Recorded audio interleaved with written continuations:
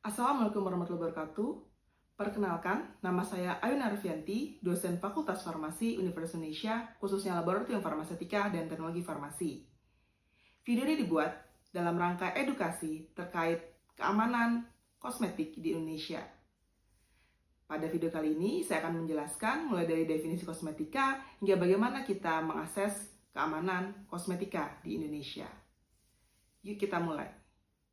Apa itu kosmetik?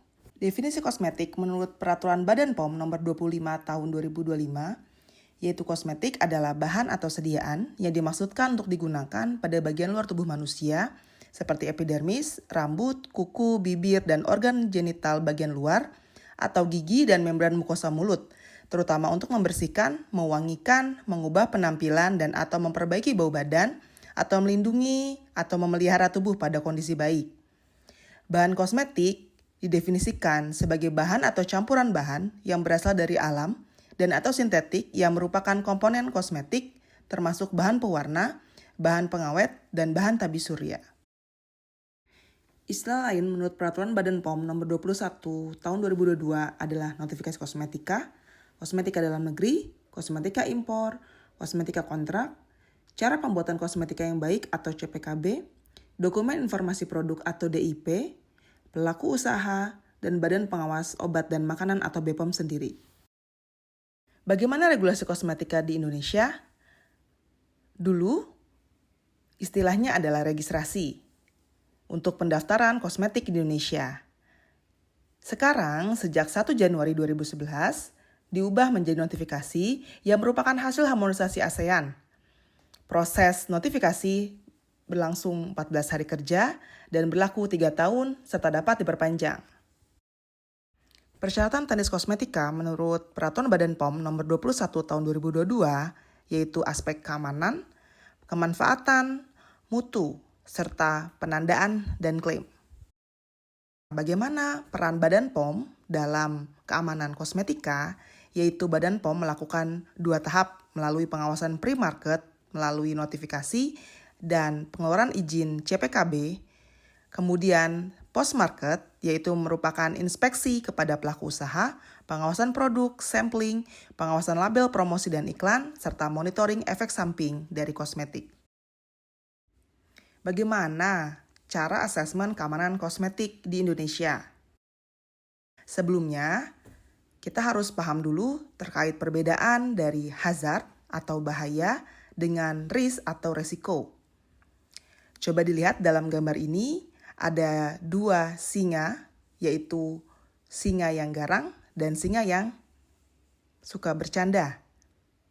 Lalu ada 2 jenis kucing, di mana satu kucing imut, yang satu kucing garang. Kira-kira dari keempat hewan tersebut, mana yang dikategorikan hazard atau risk? Apa itu risk atau resiko? Resiko adalah kombinasi dari probabilitas kejadian bahaya dengan derajat keparahan dari bahaya tersebut. Bisa dilihat dalam ilustrasi pada tabel, saat kejadian berulang kali terjadi, itu disebut probability of occurrence of harm. Sedangkan harm itu sendiri atau hazard itu sendiri, kita harus melihat dari severity-nya atau tingkat keparahan dari bahaya tersebut.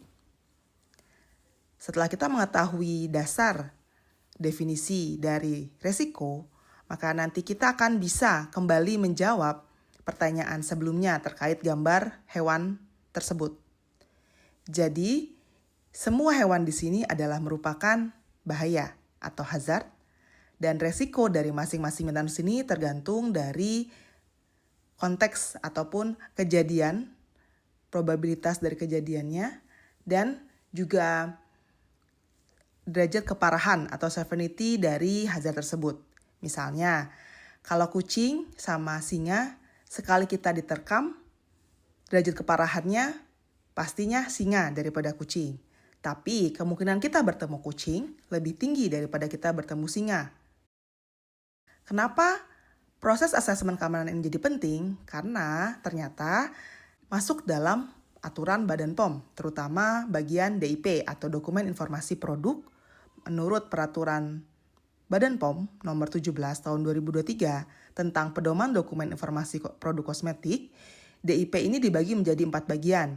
Bagian pertama adalah dokumen administrasi, bagian kedua adalah data mutu dan keamanan bahan kosmetik, bagian 3 adalah data mutu kosmetik, dan bagian 4 adalah data keamanan dan kemanfaatan kosmetik. Jadi dalam video kali ini fokus terkait asesmen keamanan kosmetik. Jadi pada bagian 4, data keamanan dan kemanfaatan ini terdiri dari informasi mengenai penilaian keamanan kosmetik, dan data ini didukung oleh data yang ada, data yang valid, dan juga sebagai data pendukung data klaim kosmetik. Penilaian keamanan ini memuat laporan penilaian keamanan kosmetik berdasarkan bahan kosmetik, struktur kimia, dan tingkat paparan yang ditandatangani oleh penanggung jawab teknis atau penilai keamanan atau safety assessor. Jadi gimana sih cara kita mengakses keamanan dari kosmetik? 1. Pastinya bervariasi setiap produk, tergantung data yang dimiliki dari masing-masing produk kosmetik. Nah, secara umum, prinsip asesmen ini adalah profil toksikologi dari masing-masing bahan yang terkandung dalam produk kosmetik. Dan di sini, kalau kalian ingat, tidak boleh lagi animal testing, artinya pengujian produk akhir kosmetik sebagian besar tidak dibutuhkan uji toksikologi pada hewan coba. Karena kosmetik ini untuk orang sehat, sehingga harus tidak membahayakan kesehatan manusia, baik pemakai maupun pengguna saat digunakan pada kondisi normal dan prediksi logis aturan pemakaian. Apa beda pemakai dan pengguna? Misalnya, kalian mau mewarnai rambut, kalian pergi ke salon, nanti dibantu dengan staf salon untuk memakaikan pewarna pada rambut kalian. Dalam konteks ini, pengguna produk kosmetik adalah kalian, sedangkan pemakai adalah staf salon tersebut. Kemudian, seperti peraturan Badan POM sebelumnya, asesmen ini dilakukan oleh personal terkualifikasi sebagai safety assessor. Kebetulan, saya merupakan salah satu safety assessor kosmetika di Indonesia. Yuk kita bahas bagaimana prosedur asesmen resiko terhadap keamanan kosmetik. Yang pertama, kita harus mengidentifikasi bahaya dari masing-masing bahan yang terkandung dalam produk kosmetik. Kemudian, kita harus melihat berapa paparan dari masing-masing bahan tersebut pada saat penggunaan oleh konsumen.